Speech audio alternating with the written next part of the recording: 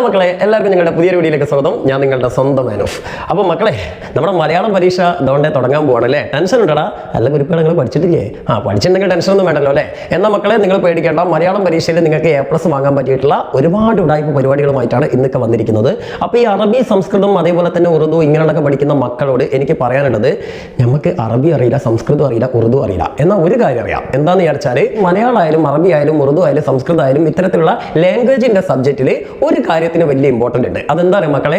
അതാണ് hand writing. ഞാൻ എപ്പോഴും പറയുന്നത്, ഹിന്ദിയുടെ ഇംഗ്ലീഷിനൊക്കെ കാര്യത്തിൽ പറഞ്ഞ പോലെ തന്നെ അത് ഏറ്റവും കൂടുതലായിട്ട് പ്രാക്ടിക്കലായിട്ട് ചെയ്യപ്പെടുന്ന, വാല്യൂറ്റ് ചെയ്യുമ്പോൾ പ്രാക്ടിക്കലായിട്ട് നോക്കുന്ന ഒരു കാര്യം, ഒരു പരീക്ഷയാണ് നമ്മുടെ ഫസ്റ്റ് ലാംഗ്വേജും സെക്കൻഡ് ലാംഗ്വേജും. ഓക്കെ, അപ്പോൾ അതുകൊണ്ട് തന്നെ ഈ മലയാളം ഫസ്റ്റ്, മലയാളം സെക്കൻഡ്, അല്ലെങ്കിൽ അറബി ഇങ്ങനെയൊക്കെയുള്ള സാധനങ്ങളിൽ നിങ്ങൾ എന്ത് ചെയ്യണം? നല്ല ഹാൻഡ് റൈറ്റിംഗ് എഴുതണം. നല്ല ഹാൻഡ് റൈറ്റിംഗ് നിങ്ങൾക്ക് ഉണ്ടെങ്കിൽ ഇപ്പം തന്നെ 90% നിങ്ങൾക്ക് ഉറപ്പിക്കാം നിങ്ങൾക്ക് A+ കിട്ടുമെന്ന്. ഓക്കെ, നിങ്ങളുടെ മുൻഗാമികളോട്, അതായത് കഴിഞ്ഞ വർഷം, മുന്നത്തെ വർഷമൊക്കെ പരീക്ഷ എഴുതിയ പല കുട്ടികളോടും ചോദിച്ചാൽ നിങ്ങൾക്ക് ഒരു സമാധാനമാവും. എങ്ങനെയാണെന്ന് വിചാരിച്ചാൽ, നല്ല ഹാൻഡ് റൈറ്റിംഗുകളോട് മാത്രം A+ കിട്ടിയവരായിരിക്കും ഒരു 90% ആൾക്കാരും. കാരണം ഈ മലയാളം ആയാലും അറബി ആയാലും ഉറുദു ആയാലും ഇതൊന്നും ആരും കംപ്ലീറ്റ് ആയിട്ട് പഠിച്ചിട്ടൊന്നല്ല പോകല്. പോകുന്ന കുട്ടികളുണ്ട് കേട്ടോ. ഒരു 10% കുട്ടികൾ നന്നായിട്ട് പഠിച്ചിട്ട് നല്ല സാഹിത്യമൊക്കെ അറിയുന്ന കുട്ടികളുണ്ടാവും. നന്നായിട്ട് ലൈബ്രറിയിലൊക്കെ പോയിട്ട് പുസ്തകമൊക്കെ വായിക്കുന്ന കുട്ടികൾക്ക് നല്ല സാഹിത്യമൊക്കെ കിട്ടും. എന്തായാലും എന്താണ്, അത്തരത്തിലുള്ള കുട്ടികളെ നമ്മളോട് മാറ്റി നിർത്താണ്. ബാക്കിയുള്ളൊരു 90% കുട്ടികളും ഇങ്ങനെ കുറേ എന്ത് ചെയ്തു, തരികട പരിപാടികൾ, കുറച്ച് KGF-ന്റെ കഥയും കുറച്ച് സിനിമാ പാട്ടും കഥകളൊക്കെ എഴുതി വെച്ചുകൊണ്ട് അങ്ങോട്ട് രക്ഷപ്പെട്ട് പോകുന്നതാണ്. അവരുടെ വായിലുള്ള എന്തെങ്കിലും എഴുതി വെക്കും. പക്ഷെ നല്ല വൃത്തിയിൽ എഴുതുന്നതുകൊണ്ടും അവർ പറയുന്ന രീതിയിൽ അത്യാവശ്യം നല്ല പേജിൽ എഴുതുന്നതുകൊണ്ടാണ് ഇവർക്ക് ഈ മാർക്ക് കിട്ടുന്നത്. ഓക്കെ, അപ്പോൾ അതുകൊണ്ട് എനിക്ക് ഈ കുട്ടികളോടൊക്കെ പറയാനുള്ള എന്താ വിചാരിച്ചാൽ, നിങ്ങൾ ഒരിക്കലും കീഴടങ്ങൂല എന്നുള്ള ദൃഢനിശ്ചയത്തോട് കൂടിയിട്ട് കംപ്ലീറ്റ് ആയിട്ട് എഴുതുക എന്നുള്ളതാണ്. ഓക്കെ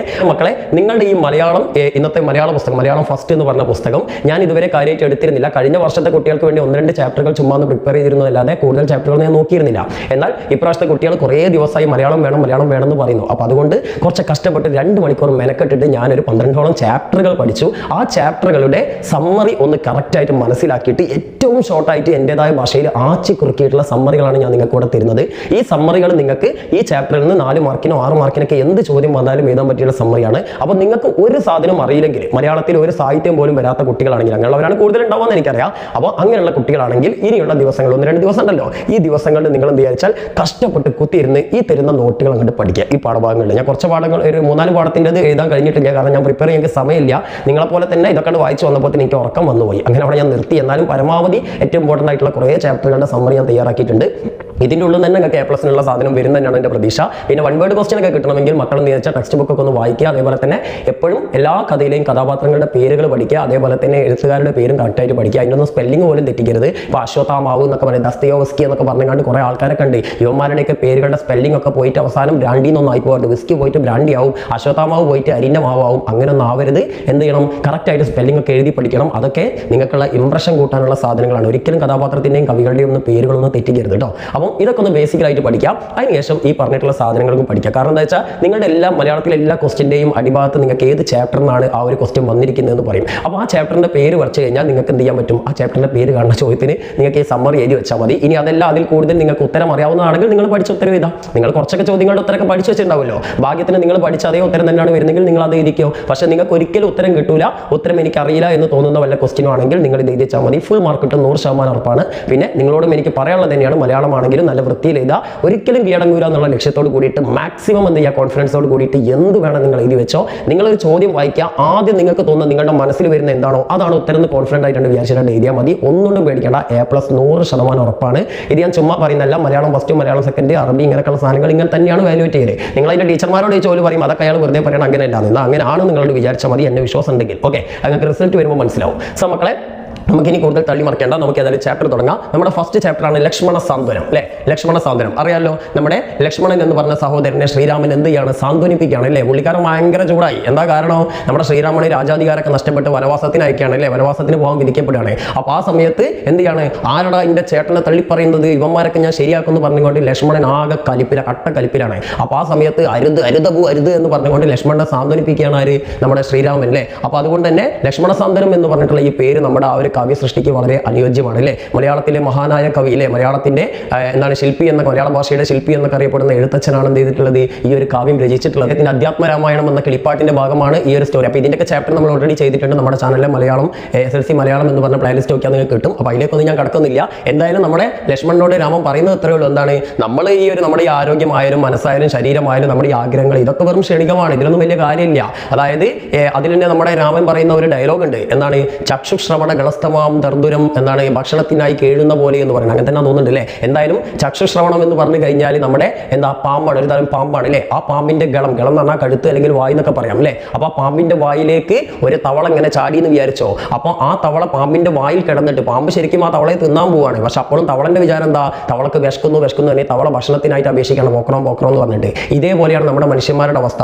നമ്മൾ കാലമാകുന്ന ഈ പാമ്പിന്റെ വായിലാണ്. എപ്പോൾ വേണമെങ്കിലും നമുക്ക് മരണം സംഭവിക്കാം, എപ്പോൾ വേണമെങ്കിലും നമുക്ക് നഷ്ടങ്ങൾ ഉണ്ടാവും. എന്നിട്ടും നമ്മൾ ഇങ്ങനെ എന്ത് ചെയ്യാണ്, പലതും വെട്ടിപ്പിടിക്കാൻ വേണ്ടിയിട്ട് ഇങ്ങനെ മറ്റുള്ളവരെ കൊല്ലാനും അതേപോലെ തന്നെ മറ്റുള്ളവരെ ചതിക്കാനൊക്കെ വേണ്ടി നടക്കുകയാണ് അല്ലേ. അപ്പം അതൊന്നും വേണ്ട. എന്ത് ചെയ്യണം, നല്ല ബുദ്ധിയുള്ള ആളുകൾ, നല്ല യോഗികളായ ആളുകൾ മോക്ഷത്തിന് വേണ്ടിയിട്ടുള്ള പ്രവർത്തനങ്ങളാണ് നടത്തേണ്ടത്, സന്മാർഗ്ഗങ്ങളാണ് നടത്തേണ്ടത്, വെറുതെ മറ്റുള്ളവരോടുള്ള ശത്രുതയൊക്കെ വെടിയണം എന്ന ഉപദേശങ്ങളാണ് ഇവിടെ രാമൻ എന്ത് ചെയ്യുന്നത്, നമ്മുടെ ലക്ഷ്മണന് കൊടുക്കുന്നത്. അപ്പോൾ അതൊക്കെ ഞാനൊന്ന് ഷോർട്ടാക്കി ഇവിടെ തന്നാണ്, ശ്രദ്ധിക്കുക. അപ്പോൾ നിങ്ങൾക്കൊരു 4 മാർക്കിന് 5 മാർക്കിന് 6 മാർക്കിനൊക്കെ ഏത് ക്വസ്റ്റ്യൻ വന്നു കഴിഞ്ഞാലും, ഇപ്പോൾ 2 മാർക്കിന്റെ ക്വസ്റ്റ്യൻ ചോദിച്ചു കഴിഞ്ഞാലും നിങ്ങൾ എഴുത്തുകാരനെ കുറിച്ചൊരു കാര്യം ഏതാണ് അതിലെ എഴുത്തുകാരൻ എന്ന് പറഞ്ഞു കഴിഞ്ഞാൽ നിങ്ങൾക്കൊരു ഇംപ്രഷൻ കിട്ടും. ആ ഇംപ്രഷനിൽ തന്നെ നിങ്ങൾക്ക് ഒരു മാർക്കെങ്കിലും കിട്ടും. ഓക്കെ, അപ്പോൾ അത് വിടരുത് കേട്ടോ. സോ അവിടെ നോക്കൂ, മലയാള ഭാഷയുടെ പിതാവ് എന്ന നാമധേയം അലങ്കരിക്കുന്ന ഇതിഹാസ കവിയായ ശ്രീ തുഞ്ചത്ത് എഴുത്തച്ഛൻ രചിച്ച അധ്യാത്മ രാമായണം കിളിപ്പാട്ടിലെ പ്രസക്ത ഭാഗങ്ങളാണ് ലക്ഷ്മണ സാന്ത്വനം എന്ന പേരിൽ അവതരിപ്പിച്ചിരിക്കുന്നത്. ഓക്കെ, ഞാൻ പറയേണ്ട ആവശ്യമില്ലല്ലോ. ഇനി തന്റെ ജ്യേഷ്ഠ സഹോദരനായ ശ്രീരാമന്റെ പട്ടാഭിഷേകം മുടങ്ങിയതറിഞ്ഞ, പട്ടാഭിഷേകം എന്ന് പറഞ്ഞാൽ രാജാവാക്കുന്ന കാര്യം അല്ലേ, ആ സമയത്താണല്ലോ ഈ പ്രശ്നങ്ങളൊക്കെ ഉണ്ടാവുന്നത്.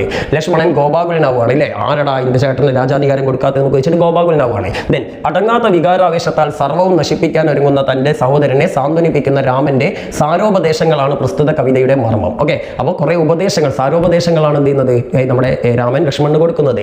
ആഗ്രഹങ്ങളും ആരോഗ്യവും അധികാരങ്ങളും കേവലം ക്ഷണികമാണെന്നും, ക്ഷണികം എന്ന് പറഞ്ഞാൽ ഒക്കെ നശിച്ചു പോകുന്നത്, പെട്ടെന്ന് നശിച്ചു പോകുന്നത് കേട്ടോ. ദെൻ അനശ്വരമായ മോക്ഷത്തിന് വേണ്ടി ലൗകിക സുഖങ്ങൾ ത്യജിക്കേണ്ടത് അനിവാര്യമാണെന്നും എന്ത് ചെയ്യുന്നുണ്ട്, ദേശവികാരങ്ങൾ ഒന്നിനും പരിഹാരമല്ലെന്നും രാമൻ ലക്ഷ്മണനെ ഉപദേശിക്കുകയാണ്. ഓക്കെ, ഇനി ഭക്തിയിലൂടെ ഒരു ജനതയെ പരിവർത്തിപ്പിക്കുക എന്ന ചരിത്ര ദൗത്യവും പേറി പ്രയത്നിച്ച കവിയുടെ കാഴ്ചപ്പാടുകൾ തന്നെയാണ് പ്രസ്തുത വരികളിലൂടെ നമുക്ക് ദർശിക്കാനാകുന്നത്. അതായത് ഈ തുഞ്ചത്തെഴുത്തച്ഛൻ എന്ന് പറഞ്ഞിട്ടുള്ള നമ്മുടെ സ്വന്തം കവി, അദ്ദേഹം ഭക്തി പ്രസ്ഥാനത്തിൽ അല്ലെങ്കിൽ ഭക്തിയിലൂടെ ജനങ്ങളിലേക്ക് എന്ത് ചെയ്യുന്നു, നല്ല മാർഗ്ഗങ്ങൾ കൊണ്ടുവരാൻ വേണ്ടിയിട്ടാണ് അദ്ദേഹം ആഗ്രഹിച്ചിരുന്നത്. അതുകൊണ്ട് തന്നെ അദ്ദേഹത്തിന്റെ എല്ലാ ശൈലികളെ, സാഹിത്യ കൃതികൾ അല്ലെങ്കിൽ അദ്ദേഹത്തിന്റെ എല്ലാ കവിതകളിലും നമുക്ക് എന്ത് കാണാം, ആളുകൾക്ക് വേണ്ട നല്ല സന്മാർഗ്ഗ ഉപദേശം കാണാം. അതിനുവേണ്ടി അദ്ദേഹം മഹാഭാരതം, രാമായണം ഇങ്ങനെയുള്ള പലതരത്തിലുള്ള ഇതിഹാസങ്ങളൊക്കെ ഉപയോഗപ്പെടുത്തിയെന്ന് മാത്രം. എന്തായാലും ലൗകിക നേട്ടങ്ങൾക്ക് വേണ്ടി മത്സരത്തിൽ ഏർപ്പെടുന്ന ആധുനിക സമൂഹത്തിന് മുന്നിൽ ഈ കവിത തീർത്തും കാലിക പ്രസക്തമാണ്. അപ്പോൾ ഇങ്ങനെയൊക്കെ നമ്മൾ എഴുതിയിട്ടുണ്ടെങ്കിൽ ഇത് ഈ ഭാഗത്തുനിന്ന് ചോദിക്കാൻ സാധ്യതയുള്ള എല്ലാ ചോദ്യങ്ങളുടെയും സംഗ്രഹങ്ങൾ അടങ്ങിയിട്ടുള്ള ഒരു സമ്മറിയാണ് ഞാനിപ്പോൾ തന്നിരിക്കുന്നത്. അപ്പോൾ ഏത് തരത്തിൽ ചോദിച്ചു കഴിഞ്ഞാലും നിങ്ങളിത് മൊത്തം എഴുതി വെച്ചാൽ ഏതെങ്കിലും തരത്തിൽ നിങ്ങളുടെ ഉത്തരത്തിലേക്ക്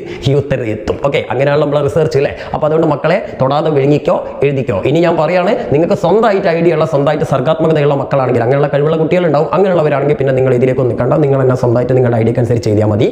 എന്നാൽ അതൊന്നും ഇല്ലാത്ത മക്കൾക്ക് വേണ്ടിയിട്ടാണ്, ഇതുവരെ മലയാളം പഠിച്ചിട്ടില്ല, മലയാളം എന്ത് ചെയ്യുമെന്നറിയാതെ കുത്തുവാളെടുത്ത് നിൽക്കുന്ന കുട്ടികൾക്ക് വേണ്ടിയിട്ടാണ് നമ്മളിത് കഷ്ടപ്പെട്ട് തയ്യാറാക്കിയിരിക്കുന്നത്. അങ്ങനെയുള്ളവർ ഇത് പഠിച്ചോളി. ഓക്കെ, ഇനി നമുക്ക് അടുത്ത ചാപ്റ്ററിലേക്ക് കടക്കാം. ഇനി അടുത്ത ചാപ്റ്റർ ഋതുയോഗം എന്ന് പറഞ്ഞിട്ടുള്ള ചാപ്റ്റർ ആണ്. അപ്പോൾ ഇത് രചിച്ചിരിക്കുന്നത് നമ്മുടെ ശ്രീ കാളിദാസൻ എന്ന് പറഞ്ഞിട്ടുള്ള മഹാകവിയാണ്. അപ്പോൾ അദ്ദേഹത്തിന് ഈ ഋതുയോഗത്തിൽ പറയുന്നത് ദുഷ്യന്ത മഹാരാജാവിന്റെ ഒരു സംഭവമാണ്. പണ്ട് ദുർവാസാവ് എന്ന് പറഞ്ഞ മഹർഷിയുടെ ശാപം മൂലം താൻ കല്യാണം കഴിച്ച ഭാര്യയെ എന്ത് ചെയ്യാണ്, ഇയാൾ മറന്നു പോവാണ്. നമ്മുടെ രാജാവ് ദുഷ്യന്ത മഹാരാജാവ് മറന്നു പോവാണ്. അങ്ങനെ അയാൾ ഒരു വഴിക്കായി, ഭാര്യ വേറെ വഴിക്കായി അല്ലേ. അങ്ങനെ കുറെ കാലം കഴിഞ്ഞ് അയാൾക്ക് ഒരു കുഞ്ഞ് ജനിക്കുന്നു. പക്ഷെ അതൊന്നും ഇയാൾ അറിയുന്നില്ല. പക്ഷെ കുറെ കാലം കഴിഞ്ഞ് ഒരു കാട്ടിൽ വെച്ചിട്ട് ഈ കുഞ്ഞിനെ അയാൾ യാദൃശ്ചികമായിട്ട് കാണാണ്. തന്റെ മകനാണെന്നറിയാതെ ആ കുഞ്ഞുമായിട്ട് അയാൾ സംവദിക്കുന്നു. അങ്ങനെ അവസാനം ആശ്രമത്തിൽ എത്താണ് അല്ലെ. ആശ്രമത്തിൽ വെച്ചിട്ട് തന്റെ പഴയ ഭാര്യയെ കണ്ടുമുട്ടുന്നു. അപ്പോൾ ഒരു മോതിരം, പണ്ട് ഒരു മോതിരം ഈ ഭാര്യയ്ക്ക് കൈമാറിയിരുന്നു. ആ മോതിരത്തിലൂടെയാണ് എന്ത് ചെയ്യുന്നത്, ഇത് തന്റെ ഭാര്യ ശകുന്തളയാണെന്ന് ആര് തിരിച്ചറിയുന്നത്, നമ്മുടെ ദുഷ്യന്തൻ തിരിച്ചറിയുന്നത്. അതോടുകൂടിയിട്ട് അവർ വീണ്ടും സമാഗമിക്കുകയാണ് മക്കളെ, സമാഗമിക്കുകയാണ്. ഇതാണ് നമ്മുടെ എന്ത് ചെയ്യുന്നത്, ഋതുയോഗം എന്ന് പറഞ്ഞിട്ടുള്ള ഒരു കവിതയിലൂടെ വളരെ സിമ്പിളായിട്ട് നമ്മുടെ കവി വ്യക്തമാക്കിയിരിക്കുന്നത്. അപ്പോൾ ഇതിൽ നമ്മുടെ ദുഷ്യന്തൻ ആ ഭാര്യയെ വേർപിരിഞ്ഞ സമയത്തും അതേപോലെ തന്നെ വീണ്ടും തന്റെ ഭാര്യയെ രണ്ടാമത് കാണുന്ന സമയത്തൊക്കെ ഒരുപാട് മാനസിക സങ്കീർണതകൾ അനുഭവിക്കുന്നുണ്ട്. ഒരുപാട് വികാരങ്ങൾ അയാളിൽ ഉണ്ടാവുന്നുണ്ട്. ആദ്യം കുറെ സങ്കടങ്ങൾ ഉണ്ടാവുന്നു, കുറെ എന്ത് ചെയ്യുന്നു, മറ്റേ അലിഞ്ഞു തിരിഞ്ഞ് കഞ്ചാവടിച്ചമാരി നടക്കുന്നുണ്ട് അല്ലേ. അപ്പോൾ അങ്ങനെ അയാളുടെ ഒരു നമുക്ക് നഷ്ടങ്ങളും അതേപോലെ സൗഭാഗ്യങ്ങളും ഒരു മനുഷ്യന്റെ ജീവിതത്തിൽ വന്നു ചേരുമ്പോൾ ഒരാൾക്ക് എന്തെല്ലാം വിചാരങ്ങൾ ഉണ്ടാവും. ഒരാളുടെ ജീവിതത്തിൽ പ്രതീക്ഷിക്കാതെ നഷ്ടങ്ങളും പ്രതീക്ഷിക്കാതെ സൗഭാഗ്യങ്ങളും കടന്നു വരും എന്നൊക്കെയാണ് ചില സന്ദേശങ്ങളാണ് ഈ കഥ നമുക്ക് എന്ത് നൽകുന്നത്. അപ്പോൾ നമുക്കിവിടെ നോക്കാം. വിശ്രുതനായ, വിശ്രുതൻ എന്ന് പറഞ്ഞാൽ പ്രസിദ്ധൻ കേട്ടോ. വിശ്വം എന്ന് പറഞ്ഞാൽ ലോകം എന്നാണല്ലോ. അപ്പോൾ ലോക പ്രശസ്തനായ എന്നാണ് ഉദ്ദേശിച്ചത്. പക്ഷേ നിങ്ങളെപ്പോഴും നല്ല കട്ടിയുള്ള വാക്കുകൾ ഉപയോഗിക്കണം, എന്നാലേ മലയാളത്തിൽ ഇംപ്രഷൻ കിട്ടുള്ളൂ. നമ്മൾ സോഷ്യലും നല്ലല്ലേ എഴുതുന്നത്. അപ്പോൾ അതുകൊണ്ടാണ് ഞാൻ എൻ്റെതായ ഭാഷയിൽ ഇങ്ങനെയുള്ള ചില വാക്കുകളൊക്കെ ഉപയോഗിക്കുന്നത്. വിശ്വവിശ്രുതനായ സംസ്കൃത മഹാകവി, ഓക്കെ, അദ്ദേഹം ഒരു സംസ്കൃത മഹാകവിയാണ്. ശ്രീ കാളിദാസന്റെ അഭിജ്ഞാന ശാകുന്തളം എന്ന് പറഞ്ഞിട്ടുള്ള പുസ്തകമുണ്ട്, ഒരു കാവ്യസമാഹാരമുണ്ട്. അതിനെ ആസ്പദമാക്കി ശ്രീ AR രാജവർമ്മ രചിച്ച മലയാള ശാകുന്തളം എന്ന കൃതി. ഓക്കെ, അപ്പോൾ നമുക്ക് പഠിക്കാനുള്ള മലയാള ശാകുന്തളമാണ്. ആ കൃതിയിലെ എന്താണ് 7ാം അംഗത്തിലെ ഒരു ഭാഗമാണ് ഋതുയോഗം. ഓക്കെ, ഈ ഋതുയോഗം എന്ന് പറഞ്ഞാൽ പാഠഭാഗം. ദെൻ മഹർഷി ശാപത്താൽ, ഏത് മഹർഷിയാണെന്ന് നിങ്ങൾ എഴുതേണ്ട ആവശ്യമൊന്നുമില്ല, ഇതൊന്നും വലിയ ഡീറ്റെയിൽഡ് ആക്കണ്ട. സോ മഹർഷി ശാപത്താൽ സ്വപത്നിയായ, സ്വപത്നി എന്ന സ്വന്തം ഭാര്യ മതി കേട്ടോ. ശകുന്തളയെ മറക്കേണ്ടി വന്ന ദുഷ്യന്ത മഹാരാജാവിന്റെ വ്യസനങ്ങളും വർഷങ്ങൾക്ക് ശേഷം തന്റെ പ്രിയതമയെ കണ്ടുമുട്ടിയപ്പോൾ അദ്ദേഹത്തിലുണ്ടായ ഭാവവികാരങ്ങളും ഒപ്പിയെടുത്ത ഒരു മനോഹര കലാസൃഷ്ടിയാണ് പ്രസ്തുത നാടകം. അടിപൊളി അല്ലേ നാടകമാണത്. ഇതിനടുത്തെന്താ, മനുഷ്യന്റെ ജീവിതത്തിൽ അവരറിയാതെ വന്നു ഭവിച്ചുകൊണ്ടിരിക്കുന്ന ഭാഗ്യനിർഭാഗ്യങ്ങളിലേക്കുള്ള ഒരു എത്തിനോട്ടമാണ് പ്രസ്തുത കൃതിയിലൂടെ എഴുത്തുകാരൻ നടത്തുന്നത്. അന്തസ് അല്ലേ. അപ്പൊ എന്തായാലും മക്കളെ ഇതും പെട്ടെന്ന് കുത്തിരുന്ന കണ്ട് പഠിക്കുക. ഇതൊന്നും വല്ലാണ്ട് കേട്ടോ, കുറച്ച് വാക്കുകളുണ്ട്, കുറച്ച് കട്ടിയുള്ള, എന്നാലും നിങ്ങളൊന്ന് ശ്രമിച്ചു കഴിഞ്ഞാൽ പെട്ടെന്ന് പഠിക്കാവുന്നുള്ളൂ. അതിന് മാത്രമൊന്നുമില്ലല്ലോ, നിങ്ങൾ ഓരോ ചാപ്റ്ററിലെയും 10-15 ക്വസ്റ്റ്യൻസ് പഠിക്കുന്നതിനേക്കാൾ നല്ലതാണ്. ഓക്കെ, ഈ അടുത്ത പാഠം വിക്ടർ യൂഗോയുടെ പാവങ്ങൾ എന്ന് പറഞ്ഞിട്ടുള്ള ചാപ്റ്റർ ആണ്. അപ്പോൾ ഇതും ഒരു ട്രാൻസ്ലേറ്റഡ് ആണ്, ഇത് തർജ്ജമ ചെയ്താണ്. ഇവിടെ ശ്രദ്ധിക്കുക, പ്രശസ്ത ഫ്രഞ്ച് സാഹിത്യകാരനായ വിക്ടർ യൂഗോയുടെ ലോക പ്രശസ്ത നോവലായ ലാ മിറാബലെ, ഇതിന് ഒറിജിനൽ പേര് ലാ മിറാബലെ എന്നാണ്. ആ കൃതിയുടെ കൃതിക്ക് ഒരു ട്രാൻസ്ലേഷൻ കൊടുത്താണ് ആര്? ശ്രീ നാലപ്പാട്ട് നാരായണൻ. അദ്ദേഹം നൽകിയ വിവർത്തനം, ട്രാൻസ്ലേഷന്റെ മലയാളമാണ് വിവർത്തനം എന്ന് പറയുന്നത് കേട്ടോ. സോ പാവങ്ങൾ എന്ന കഥ. ഓക്കെ, ഇനി പ്രസ്തുത കൃതി നട്ടോ മാറിപ്പോയതാണ്, ഞാൻ ടൈപ്പ് ചെയ്തതിൽ മാറിപ്പോയതാണ്. പ്രസ്തുത കൃതിയുടെ ശീർഷകം അന്വർത്ഥമാക്കുന്ന പോലെ തന്നെ ലോകത്തിലെ ദുരിതം അനുഭവിക്കുന്ന പാവങ്ങൾക്ക് വേണ്ടി എഴുതപ്പെട്ടതാണ് ഈ കൃതി. ഓക്കെ, അപ്പൊ ഈ കൃതിയുടെ ഒരു പ്രത്യേകത ഉണ്ട്. ഇതിലെന്താ വെച്ചാൽ ഇതിലൊരു കേന്ദ്ര കഥാപാത്രം ഉണ്ട്, ലാങ് വാങ് യാങ് എന്തോ ഒരു സാധനം ഉണ്ടായിരുന്ന കുറച്ചാണ്, യാങ് വാൽ യാങ്. ഈ പേര് ലാൽ യാങ് വാൽ യാങ്. ആ വല്ലെങ്കിലേക്ക് പുണ്ണാണ്, ഞാൻ കൂടെ ഇജാതി പേരുകളും കൂടി എന്തെങ്കിലേക്കോട്ടെ. ഈ മനുഷ്യൻ എന്ത് ചെയ്യാണ്, അയാളുടെ ഒരു സഹോദരികളുടെ മക്കൾക്കോ എന്തിനോ വേണ്ടിയിട്ട് എന്ത് ചെയ്യാണ്, കുറച്ച് അപ്പം മോഷ്ടിക്കുകയാണ് അല്ലേ. അപ്പം മോഷ്ടിച്ച് അയാൾ പിടിക്കപ്പെട്ടു, അങ്ങനെ അയാളെ ജയിലിൽ അടച്ചു. അയാൾ ജയിലിൽ നിന്ന് ചാടാൻ ശ്രമിച്ച് വീണ്ടും ജയിൽ ശിക്ഷ കൂടുതലാക്കി. അങ്ങനെ ഏകദേശം 19 വർഷക്കാലത്തോളം എങ്ങാനും ഇയാൾ ജയിൽ ശിക്ഷ അനുഭവിച്ചു. അങ്ങനെ അവസാനം അയാൾ ജയിലിൽ നിന്ന് ഇറങ്ങിയപ്പോഴേക്കും അയാളുടെ ഒരു ക്രിമിനലായിട്ട് അയാൾ തന്നെ മാറുകയാണ്. അത് വേറെ ഒന്നുമില്ല, കുറേ കാലം ജയിലിൽ കിടന്ന് അയാളുടെ മനസാക്ഷിയിൽ തന്നെ അയാൾ ഒരു കള്ളനായിട്ട് തോന്നുകയാണ്. കാരണം സമൂഹം മൊത്തം അയാളെ കള്ളനെന്ന് വിളിക്കുന്നു, കോടതിയും നിയമവും ഒക്കെ അയാളെ കള്ളനെന്ന് വിളിക്കുന്നു. എല്ലാവരും അയാളെ കള്ളനെന്ന് വിളിച്ചപ്പോൾ അയാൾക്ക് തോന്നി അയാൾ കള്ളനാണെന്ന് അല്ലേ. അങ്ങനെ ആരും അഭയം കൊടുക്കാത്ത അയാൾക്ക് ഒരു മെത്രാൻ എന്ത് ചെയ്യാണ്, അഭയം കൊടുക്കുകയാണ്. അങ്ങനെ അയാൾ അവിടെ ഇങ്ങനെ താമസിക്കുന്ന സമയത്ത് ആ മെത്രാന്റെ തന്നെ ചില സമ്പാദ്യങ്ങളൊക്കെ എന്ത് ചെയ്യാണ്, വെള്ളിപ്പാത്രങ്ങൾ എന്തൊക്കെ എടുത്തുകൊണ്ട് ഇയാൾ അടിച്ചു മാറ്റി പോകുന്നു. അവസാനം അയാൾ വീണ്ടും പിടിക്കപ്പെടുന്നു. പക്ഷേ ആ സമയത്ത് ആ മെത്രാൻ അയാൾക്ക് എന്ത് ചെയ്യാണ്, മാപ്പ് കൊടുക്കുകയാണ് അല്ലെ. അയാളെ വിളിച്ചിട്ട് അയാൾക്ക് ഉപദേശിക്കുകയാണ്. അയാളെ അങ്ങനെ ആ ഉപദേശം ഏറ്റിട്ട് അയാൾ മാറുകയാണ്, അയാൾ നന്നാവുകയാണ്. അപ്പോൾ ഇതും നമുക്ക് മനസ്സിലാക്കേണ്ട കാര്യം എന്താ വെച്ചാൽ, സാധാരണക്കാരന് ഈ നാട്ടിൽ ഒരു വിലയില്ല എന്നുള്ളത്. നമ്മുടെ ആധുനിക സമൂഹത്തിലെ ചില നേർക്കാഴ്ചകൾ തന്നെയാണ് ഇതൊക്കെ ഉള്ളത് അല്ലേ. കാരണം എന്താ വെച്ചാൽ ഇപ്പോൾ നമുക്കറിയാം, പാവപ്പെട്ടവൻ എന്തെങ്കിലും ഒന്ന് ചെയ്ത് കഴിഞ്ഞാൽ പിന്നെ അവൻ ജീവിതകാലം മുഴുവൻ കള്ളനായി. പൈസക്കാരൻ കട്ട് കഴിഞ്ഞാൽ ആ ഒരു പ്രശ്നമില്ല, അയാൾ രാജാവാണ്, അയാൾ മുതലാളി അല്ല കട്ട് കഴിഞ്ഞാലും. അപ്പോൾ എന്തായാലും ഇവിടെ നമ്മുടെ ഈ യാങ്ങിന് സംഭവിച്ചെന്താന്ന് വിചാരിച്ചാൽ, ഇയാൾ ദരിദ്രനായതുകൊണ്ട് തന്നെ ഇയാളെ പിന്നെ സമൂഹം കള്ളനാക്കിയാണ് ചിത്രീകരിക്കുകയാണ്. എല്ലാവരും കള്ളനാക്കിയപ്പോൾ ഇയാൾ അതേമാതിരി തന്നെ ആയിട്ട് മാറാമെന്നായിട്ട് കരുതാണ്. പക്ഷേ ഇയാളെ നമ്മുടെ മെത്രാൻ ഉപദേശിച്ച് അയാളോട് മാന്യമായി പെരുമാറിയപ്പോൾ അയാളുടെ ഉള്ളിലെ ആ നല്ല വശങ്ങൾ, ഇയാളുടെ ഉള്ളിലും ഒരു നല്ല മനുഷ്യനാണ്, നല്ല മനുഷ്യൻ പുറത്ത് വരുന്നു, അയാൾ നല്ലൊരു മനുഷ്യനായിട്ട് മാറുകയാണ്. അപ്പം സ്നേഹം കൊണ്ട് ഏത് കൊടും കുറ്റവാളിയെയും കീഴടക്കാൻ സാധിക്കും. അതേപോലെ തന്നെ സാഹചര്യങ്ങളാണ് ഒരാളെ മോശക്കാരനാക്കി മാറ്റുന്നത് എന്നൊക്കെയുള്ള ആശയമാണ് ഈ കഥ നമുക്ക് നൽകുന്നത്. ഓക്കെ, എന്തായാലും ശ്രദ്ധിക്കുക, കേവലം ഒരു റൊട്ടി മോഷ്ടിച്ചതിന്റെ പേരിൽ വർഷങ്ങളോളം ജയിൽവാസം അനുഭവിക്കേണ്ടി വന്ന യാങ് വാൽ യാങ് എന്ന മനുഷ്യന്റെ ഹൃദയസ്പർശിയായ കഥയാണിത്. ഓക്കെ, ദെൻ നിസ്സാരമായ തെറ്റിന്റെ വലിയ ശിക്ഷ അനുഭവിക്കാൻ വിധിക്കപ്പെട്ട തെറ്റിന്റെ പേരിൽ തെറ്റിന്റെ പേരിൽ വലിയ ശിക്ഷ അനുഭവിക്കാൻ വിധിക്കപ്പെട്ട അദ്ദേഹം നിയമത്തിന് മുന്നിലും സ്വന്തം മനസാക്ഷിക്ക് മുന്നിലും ഒരു കൊടും കുറ്റവാളിയായി രൂപാന്തരം പ്രാപിക്കുന്നു. ഓക്കെ, ഇതിൽ ചെറിയ ചെറിയ അക്ഷരതെറ്റുണ്ടാവും, ഞാൻ മൊബൈലിൽ ടൈപ്പ് ചെയ്താണ്, അതുകൊണ്ടാണ് കേട്ടോ. ദെൻ സമൂഹം ഒറ്റപ്പെടുത്തുന്ന അയാൾക്ക് ആശ്രയം നൽകിയ മെത്രാന്റെ സമ്പാദ്യങ്ങൾ തന്നെ അയാൾ അപഹരിക്കുന്നു. ഓക്കെ, നിങ്ങൾ വെള്ളിപ്പാത്രം ഇങ്ങനെ എഴുതണമെന്നൊന്നുമില്ല. ദെൻ എന്നാൽ പിടിക്കപ്പെട്ട യാങ് വാൽ യാങ്ങിനെ മെത്രാൻ തന്റെ സ്നേഹോപദേശങ്ങൾ കൊണ്ട് കീഴടങ്ങുന്നു. ഓക്കെ, അതായത് നമുക്കറിയാമല്ലോ, ഇങ്ങനെ ഒരു അവരവരുടേതായ ശൈലിയിലാണ് ഉപദേശിക്കുന്നത്, അല്ലാതെ അവർ പിടിച്ച് കുമ്പിനിട്ടടിക്കൊന്നുമില്ല അല്ലേ. ദെൻ ഓക്കെ, ഒരു മനുഷ്യനെ കുറ്റവാളിയാക്കുന്നതിലും നല്ലവനാക്കുന്നതിലും ഇതിന് സ്പേസ് ഇല്ല കേട്ടോ, ഇവിടെ തന്നെ എഴുതിയാൽ മതി. നല്ലവനാക്കുന്നതിലും എന്തെയ്യുന്നു, സാഹചര്യങ്ങൾക്കും സമൂഹത്തിനും എത്ര കണ്ട് പങ്കുണ്ടെന്ന് പ്രസ്തുത സാഹചര്യത്തിലൂടെ വിക്ടർ യൂഗോ നമുക്ക് കാണിച്ചു തരുന്നു. ദെൻ ഏത് കൊടും കുറ്റവാളിയെയും മാറ്റിയെടുക്കാൻ സ്നേഹത്തിന് സാധിക്കുമെന്ന് അദ്ദേഹം പ്രസ്താവിക്കുന്നു. ഓക്കെ, അപ്പോൾ ഇത്രയും കാര്യങ്ങൾ എഴുതി കഴിഞ്ഞാൽ ആ ചാപ്റ്ററിന്റെയും പ്രധാനപ്പെട്ട ടോപ്പിക്കുകളായി.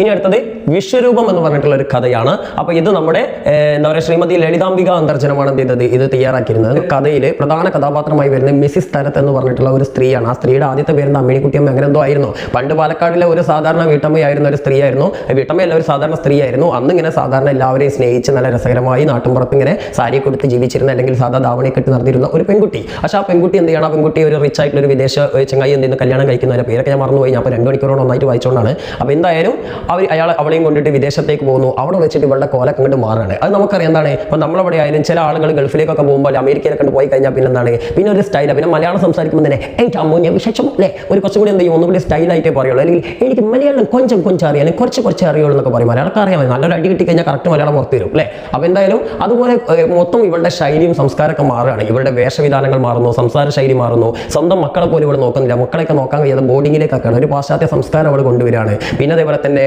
ആരോട് റെസ്പെക്ട് ഇല്ലാതെ തൊഴിലാളികളെയും അവരുടെ വേലക്കാരികളെ വരെ എന്ത് ചെയ്യുന്നു, വേലക്കാരെ വരെ ശകാലിക്കുന്ന ഒരു ഭയങ്കര ഒരു എന്താണ് ഒരു കോർപ്പറേറ്റ് വുമൺ ആയിട്ട് ഇവൾ മാറുകയാണ്. പിന്നെ കുറേ കാലം കഴിഞ്ഞ് ഇവളുടെ ഹസ്ബൻഡ് മരിച്ചോടെ അവൾ വീണ്ടും നാട്ടിലേക്ക് തിരിച്ചെത്തിയോടെ വീണ്ടും അവളുടെ സ്വത്തം, അവളുടെ ഉള്ളിലെ സ്വത്തം അവൾ തിരിച്ചറിഞ്ഞിട്ട് അവൾ വീണ്ടും പഴയൊരു വീട്ടമ്മയായിട്ട് മാറുന്ന ഒരു കാഴ്ചയാണ് നമുക്കിവിടെ കാണുന്നത്. അപ്പോൾ ശരിക്കും പറഞ്ഞാൽ ഒരു നമ്മുടെ അന്യൻ സിനിമയത്തെ മാതിരി ഒരു രണ്ട് മുഖമുള്ള ഒരു സ്ത്രീയാണ് അല്ലേ. അവിടുന്ന് ഇവിടേക്ക് വന്ന് സാഹചര്യം മാറിയപ്പോൾ അവൾ വീണ്ടും പഴയ ആളനായി. അപ്പോൾ അവൾ തിരിച്ചറിയണത് ആ മക്കളുടെ മൂല്യം എന്താണ്, മക്കളെ ഞാൻ നല്ലപോലെ നോക്കണം, ഇവരാണ് എനിക്ക് ഭാവിയിലെ ആസ്തിയിൽ, ഇവരാണ് എന്നെ ഭാവിയിൽ നോക്കേണ്ടതെന്നൊക്കെ അവൾ തിരിച്ചറിയാണ്. അപ്പോൾ ശരിക്കും പറഞ്ഞാൽ മാതൃത്വവും സ്നേഹവും ഒക്കെ ഉള്ള അല്ലെങ്കിൽ എന്താണ് ഒരു യഥാർത്ഥ ഒരു സ്ത്രീത്വമുള്ള ഒരു സ്ത്രീ ആയിട്ട് ഇവൾ എന്ത് ചെയ്യാണ് ഇവിടെ എത്തിയപ്പോൾ മാറുകയാണ്. അപ്പോൾ ഇതിലൂടെ നമ്മൾ മനസ്സിലാക്കേണ്ടത് ദേശം മാറുമ്പോഴും അതേപോലെ തന്നെ എന്താ കാലം മാറുന്നതിനനുസരിച്ചും അതേപോലെ തന്നെ ചുറ്റുപാടുകൾ മാറുന്നതിനനുസരിച്ചും ആളുകളുടെ സ്വഭാവ രൂപീകരണത്തിലും മാറ്റങ്ങൾ ഉണ്ടാവും എന്നുള്ള ഒരു വസ്തുതയാണ് നമ്മൾ ഈ കഥയിലൂടെ മനസ്സിലാക്കേണ്ടത് അല്ലേ. ഗൾഫ് പോകുമ്പോൾ അവിടുത്തെ സ്വഭാവം കിട്ടും, ഇവിടെ വരുമ്പോൾ ഇവിടുത്തെ സ്വഭാവം കിട്ടും. അങ്ങനെയാണ് ചില മനുഷ്യന്മാർ അങ്ങനെ ചെയ്യട്ടെ, ചില മനുഷ്യന്മാർ എവിടെ പോയാലും മാറില്ല. ഓക്കെ, അതിലേക്കോട്ടെ. എന്നാലും ശ്രദ്ധിക്ക്, മലയാള സാഹിത്യത്തിലെ പ്രമുഖ സാന്നിധ്യമായ ശ്രീമതി ലളിതാംബിക അന്തർജനം സ്ത്രീത്വത്തെയും മാതൃത്വത്തെയും ആസ്പദമാക്കി രചിച്ച ഹൃദയസ്പർശിയായ കഥാസൃഷ്ടിയാണ് വിശ്വരൂപം. ഓക്കെ, രണ്ട് വ്യത്യസ്ത ജീവിതാനുഭവങ്ങളിലൂടെ കടന്നുപോകാൻ വിധിക്കപ്പെട്ട മിസിസ് തലത്ത് എന്ന സ്ത്രീയുടെ വൈകാരികതകളാണ് പ്രസ്തുത കൃതിയിലൂടെ അനാവരണം ചെയ്യപ്പെടുന്നത്. കാലത്തിനും ദേശത്തിനും സാഹചര്യത്തിനും അനുസരിച്ചാണ് മനുഷ്യന്റെ സ്വഭാവ രൂപീകരണം സംഭവ്യമാകുന്നതെന്ന് മിസിസ് തലത്തിന്റെ ജീവിതം നമ്മെ ഓർമ്മപ്പെടുത്തുന്നു. യൗവനകാലത്ത് ഭർത്താവിനോടൊപ്പം വിദേശത്തായിരുന്ന മിസിസ് തലത്ത് തീർത്തും ഒരു പരിഷ്കാരിയായിട്ടാണ് നമുക്ക് മുന്നിൽ അവതരിപ്പിക്കപ്പെടുന്നത്. സ്വന്തം മക്കളെ പോലും സ്നേഹിക്കാത്ത ആഡംബരങ്ങൾക്കും സ്വാർത്ഥ താല്പര്യങ്ങൾക്കും പിറകെ മാത്രം ഓടിക്കൊണ്ടിരുന്ന ഒരു സ്ത്രീയായിരുന്നു അവൾ. എന്നാൽ ഭർത്താവിന്റെ മരണശേഷം സ്വദേശത്തേക്ക് തിരിച്ചെത്തിയ അവർ കുടുംബത്തിന്റെയും മക്കളുടെയും പ്രാധാന്യവും സ്നേഹവും തിരിച്ചറിയുകയും ഒരു സാധാരണ വീട്ടമ്മയായി മാറുകയും ചെയ്യുന്നു. ഓക്കെ, ഇതൊക്കെ നിങ്ങൾക്ക് ഈ കാര്യങ്ങളൊക്കെ കാരക്ടർ സ്കെച്ചിൽ വരെ ഉൾപ്പെടുത്താൻ പറ്റും കേട്ടോ, ഈ സമ്മറികളൊക്കെ. ഇനിയിപ്പോൾ അത് ചോദിച്ചാൽ അങ്ങനെ എഴുതാം. ഇനി അടുത്ത് പ്രിയദർശനം എന്ന് പറഞ്ഞിട്ടുള്ള ഒരു കാവ്യരൂപമാണ്. ഇത് നമ്മുടെ മഹാകവിത്രയങ്ങളിൽ ഒരാളായിട്ടുള്ള ശ്രീ കുമാരനാശാന്റെ നളിനി എന്ന ഖണ്ഡകാവ്യുണ്ട്, അതിൽ നിന്നെടുത്തൊരു ഭാഗമാണ്. അപ്പോൾ അതിൽ നളിനി എന്ന് പറഞ്ഞിട്ടുള്ള കഥാപാത്രവും അതേപോലെ തന്നെ ദിവാകരൻ എന്ന് പറഞ്ഞ മറ്റൊരു കഥാപാത്രമുണ്ട്. രണ്ടുപേരും നല്ല ഇണക്കുരുവികളായിരുന്നു, ഒരുമിച്ച് പഠിച്ചു, ഒരുമിച്ച് വളർന്നു, അതേപോലെ തന്നെ ഒരുമിച്ച് പ്രേമിച്ച് ഇണക്കുരുവികളായിട്ട് വളർന്നു വന്നാണ്. പക്ഷേ കുറച്ച് കഴിഞ്ഞപ്പോൾ നമ്മുടെ ദിവാകരൻ നളിനെ തേച്ച്. ഓക്കെ, ദിവാകരന് തോന്നി സന്യസിക്കാൻ പോകണമെന്ന്. അങ്ങനെ ദിവാകരൻ നളിനോട് പറയാതെ പോകുന്നു. നളിനി എൻ്റെ ഇടയിൽ ആത്മഹത്യക്ക് ശ്രമിക്കുന്നു. അങ്ങനെ വന്ന് അവിടെ രക്ഷപ്പെടുന്നു. എന്തായാലും ദിവാകരൻ ഹിമാലയത്ത് പോയിങ്ങാണ്ട് നല്ല എന്ത് ചെയ്തു, ഉഷാറായിട്ട് ഇങ്ങനെ സന്യസിച്ച് ജീവിക്കുകയാണ്. ആ സമയത്താണ് ഒരു മനസ്സമാധാനത്തിന് വേണ്ടിയിട്ടാണ് ചങ്ങായി ഹിമാലയത്ത് പോയത്. അപ്പണ്ട് അവിടേക്ക് ഒരു ദിവസം നളിനി കയറി വരുന്നത് അല്ലേ. അങ്ങനെ ഹിമാലയത്തിൽ വെച്ച് യാദൃശ്ചികമായിട്ട് ഇവിടെ നളിനി ദിവാകരനെ കണ്ടുമുട്ടുന്നു. ഈ എൻ്റെ ദിവാകരേട്ടാ എന്ന് പറഞ്ഞാണ്ട് അപ്പം തന്നെ നളിനി ദിവാകരൻ്റെ അടുത്ത് പോയിങ്ങാണ്ട് പിന്നെ അവിടെ നിന്ന് അങ്ങോട്ട് ഫുള്ള് വിറ്റാണ്. എന്താണ് ഈ നളിനി പറയുന്നു, ഞാൻ നിങ്ങളിവിടെ പ്രതീക്ഷിച്ചിട്ടേ ഇല്ല, നിങ്ങൾ സന്യാസി ആയിട്ടുണ്ടെങ്കിലും ഞാൻ എൻ്റെ മനസ്സിൽ നിങ്ങളെ സ്നേഹം പോയിട്ടില്ല എന്നൊക്കെ പറഞ്ഞാണ്ട് കുറേ ദിവാകരനെ പ്രലോഭിപ്പിക്കാൻ വേണ്ടിയിട്ട് ഇവൾ കുറേ ഡയലോഗുകൾ അടിക്കും. പക്ഷേ ദിവാകരൻ പാറ പോലെ ഉറച്ചെന്ന് ചങ്ങായി വല്ലാത്ത ചങ്ങായി നമ്മളെ കായ് വെക്കണം അല്ലേ. എന്തെങ്കിലും ആയിക്കോട്ടെ, ദിവാകരൻ അതൊന്നും മൈൻഡ് ചെയ്തില്ല. മറ്റേ ചങ്ങായിയാണ് നിങ്ങൾ പറഞ്ഞ മാതിരി സിഗ്മ അല്ലേ. എന്തായാലും വേണ്ടിയില്ല.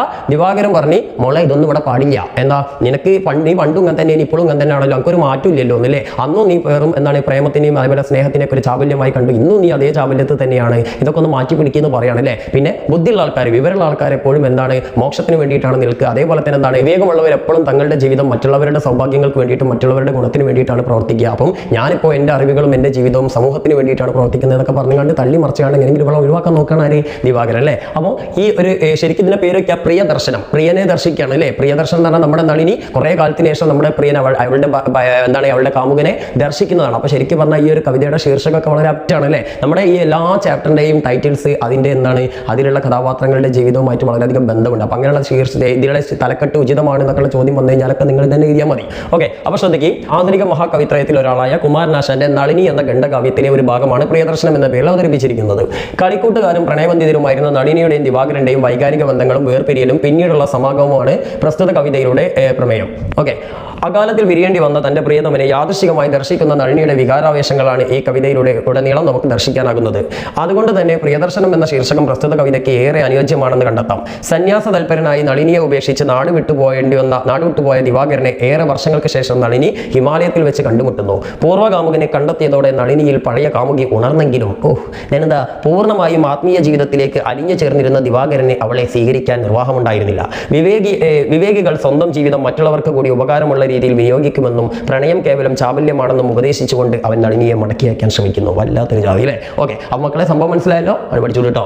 ഇനി അടുത്ത് കടൽ തീരത്ത് എന്ന് പറഞ്ഞൊരു സ്റ്റോറിയാണ്. ഇത് നമ്മുടെ വെള്ളായ്യപ്പൻ എന്ന് പറഞ്ഞിട്ടുള്ള ഒരു പാവം വൃദ്ധന്റെ ഒരു കഥയാണ്. ഇത് നമ്മുടെ OV വിജയനാണ് ഇത് രചിച്ചിട്ടുള്ളത്. അപ്പോൾ വെള്ളായ്യപ്പന്റെ മകൻ എന്തെങ്കിലും അവന്റെ പേര് കണ്ടതോ കേട്ടതോ എന്തെങ്കിലും പേര് ഞാൻ മറന്നുപോയല്ലോ. കണ്ടുണ്ണി കേട്ടോ.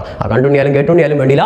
എന്തായാലും ഈ ചങ്ങായി ഒരു പാവമായിരുന്നു. ഈ കണ്ടുണ്ണി എന്തോ തെറ്റിന്റെ പേര് നിരപരാധിയായിരുന്നു. എന്നിട്ടും അയാളെ പിടികൂടി കണ്ണൂർ ജയിലിൽ അയാൾ തൂക്കിക്കൊല്ലാണ്. അപ്പോൾ ആ തൂക്കിക്കൊല്ലുള്ള വാർത്ത നമ്മുടെ വെള്ളായ്യപ്പൻ അറിയുന്നു. അങ്ങനെ പാവം തന്റെ മകന്റെ മൃതശരീരം ഏറ്റുവാങ്ങാനായിട്ട് പോവുകയാണ്. ആ പോകുന്ന സമയത്തൊക്കെ നമുക്കറിയാം നാട്ടുകാരൊക്കെ അയാളെ കളിയാക്കുന്നുണ്ട്, ജയിലിലുള്ള ആളുകൾ കളിയാക്കുന്നുണ്ട്. അതൊക്കെ അയാൾക്ക് സഹിക്കാൻ പറ്റുന്നില്ല അല്ലേ? അയാളിങ്ങനെ മകൻ മരിക്കാൻ പോവുകയാണ്, അല്ലെങ്കിൽ മകനെ വധശിക്ഷക്ക് വിധിച്ചിരിക്കുകയാണ്. അപ്പോൾ ഏത് നിമിഷവും മകൻ മരിക്കും, മകൻ്റെ മൃതദേഹം ഏറ്റുവാങ്ങാൻ പോകുന്ന ഒരാൾ, ഇതൊക്കെ അയാളുടെ ഇത്തരത്തിലുള്ള കളിയാക്കലുകളൊക്കെ അദ്ദേഹത്തിന് സ്വീകരിക്കാൻ കഴിയും. അപ്പോൾ വളരെയധികം ഹൃദയസ്പർശിയായിട്ടുള്ള ഒരു സ്റ്റോറിയാണിത്.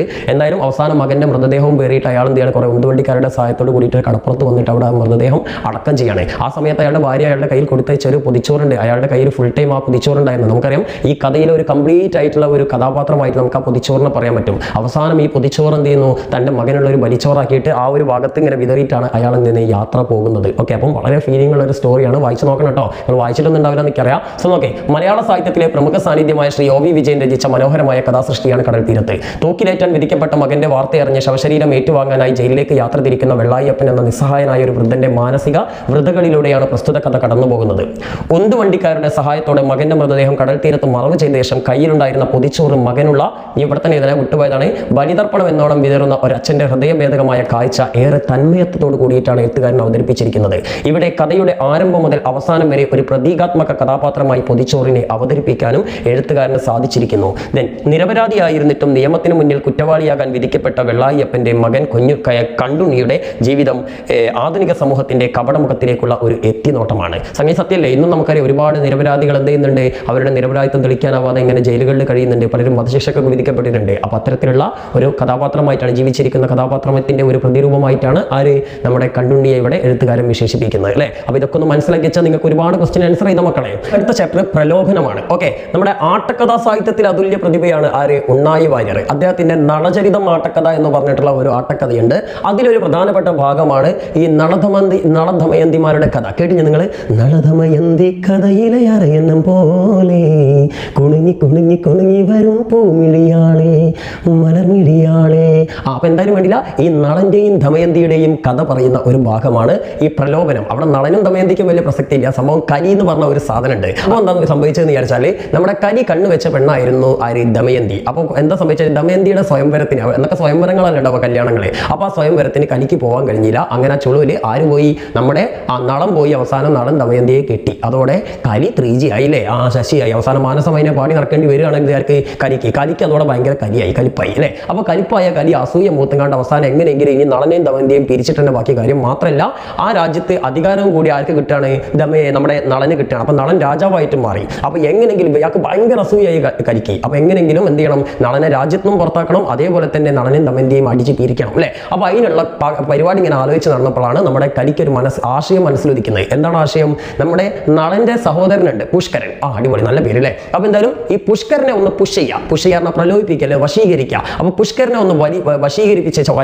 പ്രലോഭിപ്പിച്ചിട്ട് വശീകരിപ്പിച്ചിട്ട് എന്ത് ചെയ്യുക, ആരുടെ ശത്രു, നളന്റെ ശത്രുവാക്കി മാറ്റുക. അങ്ങനെ അനിയനിലൂടെ ഏട്ടനോട് പ്രതികാരം ചെയ്യാനാണ് കലി ശ്രമിച്ചത്. അപ്പം പറഞ്ഞത്, നിനക്ക് അവകാശപ്പെട്ടതാണ് രാജ്യം, ഞാൻ ഭയങ്കര സമർത്ഥനാണ്. കലി പറയാണ്, ഞാൻ ഭയങ്കര സമർത്ഥനാണ്, ഞാൻ കൂടെ ഉള്ളപ്പോൾ ഈ ഒന്നുകൊണ്ടും പേടിക്കേണ്ട, ഈ ധൈര്യമായിട്ട് എന്ത് ചെയ്തോ, നളനെ ചൂതാട്ടത്തിനൊക്കെ വിളിച്ചു കഴിഞ്ഞാൽ അവനെ തോൽപ്പിച്ച് കഴിഞ്ഞാൽ പിന്നെ എന്താണ്, നിനക്ക് രാജ്യം കിട്ടും എന്നൊക്കെ പറഞ്ഞാണ്. നിനക്ക് അവകാശപ്പെട്ട രാജ്യമാണ്, നീ ഇപ്പം വെറും ഒരു ക്ഷത്രിയം മാത്രമല്ലേ, നിനക്ക് രാജ്യഭരണം വേണ്ട, നിന്റെ കയ്യിൽ ഒന്നില്ലല്ലോ എന്നൊക്കെ പറഞ്ഞ് തിരുപ്പ് കയറ്റി. ഓൾറെഡി നമ്മുടെ പുഷ്കരൻ ഒരു വിഷാദത്തിൽ നിൽക്കുകയാണ്. കാരണം ഇവന് ഭയങ്കര കോംപ്ലക്സ് ആയിരുന്നു. സംഭവം ഒരു അപകർഷതാബോധം എന്ന് പറയട്ടെ മലയാളത്തിൽ. പുഷ്കരൻ എന്താ വിചാരിച്ചാൽ ഏട്ടന് രാജാധികാരം ഉണ്ട്, എല്ലാം ഉണ്ട്. പക്ഷേ നമ്മുടെ ഇവനോ പുഷ്കരനാണെങ്കിൽ ക്ഷത്രിയൻ എന്ന പേര് മാത്രമേ ഉള്ളൂ, അല്ലാതെ അധികാരമൊന്നും ഇല്ല. അപ്പോൾ അതിൻ്റെ ഒരു കോംപ്ലക്സ് ഉണ്ട്. ആ കോംപ്ലക്സ് കൂടി ഇവന്റെ പ്രലോഭനം കൂടി ആയതോട് കൂടിയിട്ട് വലിയ പ്രശ്നങ്ങൾ ഉണ്ടാവുകയാണ്. അപ്പോൾ എന്തായാലും പ്രലോഭനം എന്നുള്ള ഈ കഥ ഇതിന് സ്യൂട്ടാണ് അല്ലേ. ശ്രദ്ധിക്കുക, ആട്ടക്കഥാ സാഹിത്യത്തിലെ അതുല്യ പ്രതിഭയായ ശ്രീ ഉണ്ണായി വാര്യരുടെ നളചരിതം ആട്ടക്കഥയിലെ പ്രധാന ഭാഗമാണ് പ്രലോഭനം എന്ന പ്രസ്തുത പാഠഭാഗം. താൻ മോഹിച്ചിരുന്ന ദമയന്തിയെ നളൻ സ്വന്തമാക്കിയതോടെ കൈ ആകെ അസ്വസ്ഥനാവുകയും നളദമയന്തിമാരെ തമ്മിൽ പിരിക്കണമെന്നും അവരെ രാജ്യത്ത് നിന്ന് പുറത്താക്കണമെന്നും ശപഥമെടുക്കുകയും ചെയ്യുന്നു. ഓക്കെ, രാജാധികാരമില്ലാതെ കേവലം ക്ഷത്രിയൻ എന്ന പേര് മാത്രം ഉൾക്കൊണ്ട് നിരാശപ്പെട്ടു നിന്നിരുന്ന നളന്റെ സഹോദരൻ പുഷ്കരനെ കലി പ്രലോഭിപ്പിക്കുകയും നളന് എതിരാക്കി മാറ്റുകയും ചെയ്യുന്നു. അതിനാൽ തന്നെ പ്രലോഭനം എന്ന പ്രമേയം ഈ കഥയുടെ ശീർഷകത്തിന് അനുയോജ്യമാണ്. മനസ്സിലായല്ലോ. ഇനി ആധുനിക സമൂഹത്തിൽ നടമാടിക്കൊണ്ടിരിക്കുന്ന അസൂയ, വിദ്വേഷം, ചതി എന്നീ ദുഷ്ടവിചാരങ്ങളുടെ സമ്മിശ്രണമാണ് പ്രസ്തുത സാഹിത്യഭാഗത്തിൽ നമുക്ക് ദർശിക്കാനാകുന്നത്. ചതിപ്രയോഗങ്ങളും പ്രലോഭനങ്ങളും മനുഷ്യജീവിതത്തിൽ എത്രത്തോളം ഭയാനകമായ പ്രത്യാഘാതങ്ങൾ സൃഷ്ടിക്കുന്നുവെന്നും ഈ സൃഷ്ടി നമ്മെ ബോധ്യപ്പെടുത്തുന്നു. ഇത് ഞാൻ കഥ വായിച്ചപ്പോൾ എനിക്ക് മനസ്സിലായ കാര്യമാണ്. ഇത് ഓരോരുത്തർക്കും ഓരോ രീതിയിലാണ് മനസ്സിലാക്കുക. നിങ്ങൾ മനസ്സിലാക്കേണ്ടത് മലയാളം എന്ന് പറഞ്ഞിട്ടുള്ള ഈ ഭാഷാ വിഷയങ്ങൾ എന്ന് പറഞ്ഞാൽ നിങ്ങൾക്ക് മനസ്സിലായതെന്തോ അത് എഴുതാനുള്ള സാധനമാണ്, അല്ലാതെ ഏതെങ്കിലും ഗൈഡിൽ നോക്കിയിട്ട് ഏതെങ്കിലും അധ്യാപകൻ തരുന്ന നോട്ട് വിഴുങ്ങാനുള്ളതല്ല. അപ്പോൾ ഞാൻ എനിക്ക് മനസ്സിലായ കാര്യം പറഞ്ഞു, നിങ്ങൾക്ക് മനസ്സിലാവുന്ന കാര്യം ഉണ്ടെങ്കിൽ നിങ്ങൾക്ക് ഇഷ്ടമുള്ള രീതിയിൽ അതാണ് ഞാൻ പറഞ്ഞത്. സ്വന്തമായി സർഗാത്മകത താല്പര്യമുള്ള കുട്ടികൾക്ക് പുതിയ ആശയങ്ങൾ ഉണ്ടെങ്കിൽ അവർക്ക് അവരുടെ ആശയത്തിൽ എഴുതാം, ഒന്നുമില്ലാത്തവർ വേണമെങ്കിൽ ഇതങ്ങോട്ട് വിഴുങ്ങിക്കൊള്ളി. ഓക്കെ, അപ്പൊ നെക്സ്റ്റ് നോക്കാം. അടുത്തത് യുദ്ധത്തിന്റെ പരിണാമം അല്ലെ. ഇത് നമുക്കറിയാം എന്താണ് നമ്മുടെ നിരൂപണ സാഹിത്യത്തിലെ പ്രമുഖ സാന്നിധ്യമായിട്ടുള്ള കുട്ടിക്കൃഷ്ണൻ മാരാരുടെ അദ്ദേഹത്തിന്റെ മഹാഭാരതം ഉണ്ടല്ലോ, വ്യാസമുനി രചിച്ച ആ മഹാഭാരതത്തിനെ ബേസ് ചെയ്തുകൊണ്ട് അദ്ദേഹം എഴുതിയ ഒരു ക്രിറ്റിക്സ് അല്ലെ, ഒരു നിരൂപണ സാഹിത്യമാണ് ഏത് യുദ്ധത്തിന്റെ പരിണാമം എന്ന പേരിൽ അറിയപ്പെടുന്നത്. അപ്പൊ ഇതിൽ നമുക്കറിയാം കൗരവരും പാണ്ഡവരും അല്ലെ ബന്ധുക്കളാണ്. ഇവർ തമ്മിൽ നടത്തിയ ഒരു മഹായുദ്ധമാണ് മഹാഭാരത യുദ്ധം അല്ലെങ്കിൽ കുരുക്ഷേത്ര യുദ്ധം എന്നൊക്കെ അറിയപ്പെടുന്നത്. അപ്പോൾ ആ യുദ്ധത്തിന്റെ പ്രത്യേകത എന്താ വെച്ചാൽ ഇരുപക്ഷത്തും ഒരേ ചോരയിൽപ്പെട്ട ആളുകളാണ് അല്ലെ, സഹോദരങ്ങളാണ്. പഞ്ചപാണ്ഡവർ ഒരു ഭാഗത്ത്, അതേപോലെ തന്നെ കൗരവർ മറ്റൊരു ഭാഗത്ത്. അങ്ങനെ ഈ രണ്ട് ഭാഗത്തു നിന്നും ശക്തമായ യുദ്ധം നടന്നു. കുറേ ദിവസങ്ങളോളം നീണ്ട യുദ്ധമായിരുന്നു. അവസാനം എന്താ സംഭവിച്ചത്? രണ്ടുപേർക്കും വിജയമില്ല എന്നുള്ള രീതിയിലാണ് യുദ്ധം അവസാനിക്കുന്നത്. രണ്ടു വശത്തും ഒരുപാട് നാശനഷ്ടങ്ങൾ, ഒരുപാട് വിലപ്പെട്ട ജീവനുകളാണ് ഈ യുദ്ധത്തിൽ നഷ്ടപ്പെടുന്നത്. അതായത് മഹാരഥന്മാരായ ഭീഷ്മരി, പിന്നെ ദ്രോണാചാര്യർ, അതുപോലെ എന്താണ് കർണൻ, പിന്നെ ദുര്യോധനൻ, ഇങ്ങനെയുള്ള പിന്നെ ഒരുപാട് മഹാരഥന്മാർ എന്ത് ചെയ്യുന്നു ഈ ഒരു യുദ്ധത്തിൽ. പിന്നെ നമ്മൾ പഠിച്ചിട്ട് ടൂട്ടാപ്പഹിയർ, നമ്മുടെ അർജുനന്റെ മകനായിട്ടുള്ള അഭിമന്യു, ഇങ്ങനെയുള്ള ഒരുപാട് പേര് യുദ്ധത്തിൽ കൊല്ലപ്പെടുന്നുണ്ട്. അപ്പം ഈ യുദ്ധം കൊണ്ട് ഈ യുദ്ധം നല്ല ഏത് യുദ്ധമായാലും ശരി, യുദ്ധം കൊണ്ട് മനുഷ്യന് ഒരു നേട്ടവും ഉണ്ടാകുന്നില്ല. യുദ്ധം കൊണ്ട് സ്ത്രീകളും കുട്ടികളും നിരപരാധികളുമായിട്ടുള്ള ഒരുപാട് പേര് പീഡനങ്ങൾ അനുഭവിക്കുന്നുണ്ട്. യുദ്ധം ആർക്കും ഒരു എന്തെങ്കിലും നേട്ടങ്ങൾ കൊണ്ടുവരില്ല, ആരും വിജയിക്കുന്നതായിട്ട് യുദ്ധത്തിൽ ആരും വിജയിക്കുന്നില്ല, ആരും പരാജയപ്പെടുന്നില്ല എന്നൊക്കെയുള്ള ഒരു സന്ദേശമാണ് ഈ ഒരു കഥ നമുക്ക് നൽകുന്നത്. അതുമാത്രമല്ല പ്രതികാരവും പകയും ഒന്നിനും പരിഹാരമല്ല, അത് സർവനാശത്തിലേക്കുള്ള ഒരു താക്കോൽ അല്ലെങ്കിൽ ഒരു വാതിൽ മാത്രമാണെന്നും ഈ ഒരു കഥ നമുക്ക് പറഞ്ഞു തരുന്നുണ്ട്. ആരാണ് ഇവിടെ പ്രതികാരം ചെയ്യുന്നത്? ദുര്യോധനും അതേപോലെ തന്നെ നമ്മുടെ ഈ ദ്രോണാചാര്യർ, ഭീഷ്മര്, കർണരൊക്കെ പോലുള്ള വലിയ വലിയ മഹാരഥന്മാർ കൊല്ലപ്പെട്ടതോട് കൂടിയിട്ട്, പ്രത്യേകിച്ച് ദുര്യോധനനൊക്കെ കൊല്ലപ്പെടാൻ പോകുന്ന മരിക്കാറായി കിടക്കുന്നത് കണ്ടിട്ട് ആകെപ്പാടെ സഹിക്കാൻ പറ്റാതെ അശ്വത്ഥാമാവ് എന്ന് പറഞ്ഞിട്ടുള്ള വ്യക്തിയുണ്ട്, നമ്മുടെ ദ്രോണാചാര്യരുടെ മകൻ അല്ലേ. അപ്പോൾ ഇയാൾ ഭയങ്കര പവർഫുൾ ആണ്. ഇയാളൊരു പ്രതിജ്ഞ എടുക്കുകയാണ്, എന്ത് ഇതിന് കാരണക്കാരായ പാണ്ഡവരെ മൊത്തം ഞാൻ കൊന്നെടുക്കുന്നത്. അങ്ങനെ പാണ്ഡവ ശിബിരത്തിലേക്ക് രാത്രി തന്നെ ഇയാൾ എന്ത് ചെയ്യാണ് പോവുകയാണ് അല്ലേ. ഇയാൾ പോയിങ്ങാണ്ട് അവിടെ ചെന്നിട്ട് എല്ലാത്തിനും തച്ചങ്ങട്ട് നിരത്തിക്കാടും അല്ലേ. ഉറങ്ങിക്കിടന്നിരുന്ന സൈനികരൊക്കെ കൊല്ലും. ആ കൂട്ടത്തിൽ ഉറങ്ങിക്കിടന്ന പാഞ്ചാലിയുടെ മക്കളെയും ഇയാൾ എന്ത് ചെയ്യും കൊല്ലും അല്ലേ. പാഞ്ചാലിയുടെ മക്കളെയൊക്കെ കൊന്ന സമയത്ത് പാഞ്ചാലിക്ക് ഭയങ്കര കലിപ്പം, കാരണം ഉറങ്ങിക്കിടന്ന മക്കളെയാണ് ഈ അശ്വത്ഥാമാവ് എന്ത് ചെയ്തത് ഇങ്ങനെ കൊന്നതില്ല. ശരിക്കും അതൊക്കെ യുദ്ധതന്ത്രത്തിനെതിരാണ്, പക്ഷേ ഇയാൾ പകപൊക്കിയതാണ്. അപ്പോൾ ആ സമയത്ത് നമ്മുടെ പാഞ്ചാലി എടുക്കുന്നൊരു ശബ്ദമുണ്ടല്ലേ, പാഞ്ചാലി ശബ്ദം, ദ്രൗപദി ശബ്ദം എന്നൊക്കെ അറിയപ്പെടുന്ന ശബ്ദമുണ്ട്. എന്താ ശബ്ദത്തിൽ പറയുന്നത്? ഇതിന് കാരണം ഈ അശ്വത്ഥാമാവിനെ കൊല്ലണം എന്നൊക്കെ അല്ലേ. അങ്ങനെ അർജുനോടൊക്കെയാണ് ആ ഒരു ഉത്തരവാദിത്വം ഏറ്റെടുക്കാനൊക്കെ പറയുന്നത്. എന്തായാലും അശ്വത്ഥാമാവും നന്നായില്ല, അതേപോലെ തന്നെ പാണ്ഡവരും നന്നായില്ല, കൗരവരും നന്നായില്ല, എല്ലാവർക്കും നഷ്ടങ്ങൾ മാത്രമാണ് യുദ്ധം സമ്മാനിച്ചത്. അപ്പോൾ യുദ്ധം സമൂഹത്തിൽ വരുത്തി വെക്കുന്ന നാശങ്ങളാണ് ഈ ചാപ്റ്ററിൽ മെയിനായിട്ട് പഠിക്കേണ്ടത്. ഇതിന് ബേസ് ചെയ്ത് നമ്മളൊരു ഒരു സ്പീച്ച് ഓൾറെഡി തയ്യാറാക്കിയിട്ടുണ്ട്. അത് വേണ്ടവർ നമ്മുടെ ചാനലിന്റെ പ്ലേലിസ്റ്റിലുണ്ട്, കണ്ടുകൊള്ളുക. ചിലപ്പം ഈ ഒരു ചാപ്റ്ററിനെ ബേസ് ചെയ്തുകൊണ്ട് യുദ്ധം മാനവരാശിക്ക് ആപത്തുനിന്ന് അങ്ങനെ എന്തെങ്കിലും ബേസ് ചെയ്തിട്ട് ഒരു പ്രസംഗമൊക്കെ തയ്യാറാക്കാൻ ചിലപ്പം ചോദിച്ചെന്ന് വരും. അപ്പോൾ അത് ഇതാ. ഇനി അതല്ലെങ്കിൽ ഈ പാഠഭാഗത്തിനെ ബേസ് ചെയ്തിട്ട് എന്ത് ചോദ്യം വന്നാലും ഇതങ്ങോട്ട് എഴുതിയാൽ മതി. പറഞ്ഞുതരാം, ശ്രദ്ധിച്ചോ. മലയാള സാഹിത്യത്തിലെ നിരൂപകരിൽ പ്രമുഖ സാന്നിധ്യമായ ശ്രീ കുട്ടിക്കൃഷ്ണൻ മാരാർ വ്യാസമഹാഭാരതത്തിലെ കഥാപാത്രങ്ങളെയും കഥാസന്ദർഭങ്ങളെയും അടിസ്ഥാനമാക്കി രചിച്ച നിരൂപണ സാഹിത്യമാണ് യുദ്ധത്തിന്റെ പരിണാമം. മഹാഭാരത യുദ്ധത്തിൽ മഹാരഥന്മാരായ ഭീഷ്മർ, ദ്രോണർ, കർണർ, ദുര്യോധനൻ എന്നിവരെ ചതിച്ചു വീഴ്ത്തിയ പാണ്ഡവ വിജയത്തിന് അശ്വത്ഥാമാവ് നൽകിയ ക്രൂരതയുടെ പ്രതികാരമാണ് പ്രസ്തുത കൃതിയുടെ അടിത്തറ. ചതിയിലൂടെ നേടിയ നേട്ടങ്ങളൊന്നും ശാശ്വതമല്ലെന്നും യുദ്ധം ഇരുപക്ഷത്തിനും നഷ്ടങ്ങൾ മാത്രമേ നൽകൂ എന്നും പ്രസ്തുത കൃതി നമ്മെ ഓർമ്മപ്പെടുത്തുന്നു. കാരണം ഈ പാണ്ഡവരെ വലിയ വലിയ മഹാന്മാരെയൊക്കെ കൊന്നൊടുക്കിയത് ചതിയിലൂടെയാണ്, ധർമ്മത്തിനെതിരായിട്ടാണ്. അപ്പം ചതിയിലൂടെ നേടിയ ആ വിജയം ഇവർ ഭയങ്കര തിമിർപ്പിൽ ആഘോഷിച്ചുകൊണ്ടിരുന്ന് വളരെ ആ വിജയത്തിൽ മതിമറന്ന് ഉറങ്ങുന്ന സമയത്താണ് അശ്വത്ഥാമാവ് വന്നിട്ട് പണി കൊടുക്കുന്നത്. അപ്പം ചതിയിലൂടെ നേടിയതൊന്നും ഒരിക്കലും നിലനിൽക്കില്ല എന്നാണ് നമുക്ക് ഈ ഒരു കഥ ഓർമ്മപ്പെടുത്തുന്നത്. ദെൻ കൗരവപക്ഷത്തിനും പാണ്ഡവപക്ഷത്തിനും ഒരുപോലെ നഷ്ടങ്ങൾ സമ്മാനിച്ച യുദ്ധമായിരുന്നു കുരുക്ഷേത്രം. യുദ്ധം നിരപരാധികളെയും സ്ത്രീകളെയും കുട്ടികളെയും നിഷ്കരണം ബാധിക്കുന്നുവെന്ന് മക്കളെ നഷ്ടപ്പെട്ട പാഞ്ചാലിയുടെ വിലാപത്തിൽ നിന്നും നമുക്ക് വായിച്ചെടുക്കാം. ഓക്കെ, അപ്പോൾ യുദ്ധം എല്ലാവരെയും ഒരുപോലെ ബാധിക്കുന്നുവെന്നും നമുക്കൊന്ന് മനസ്സിലാക്കാം. ഓക്കെ അല്ലേ. ഇനി അടുത്തത് ആത്മാവിന്റെ വെളിപാടുകൾ. ഒരു ചെറിയൊരു ലവ് സ്റ്റോറിയാണ്.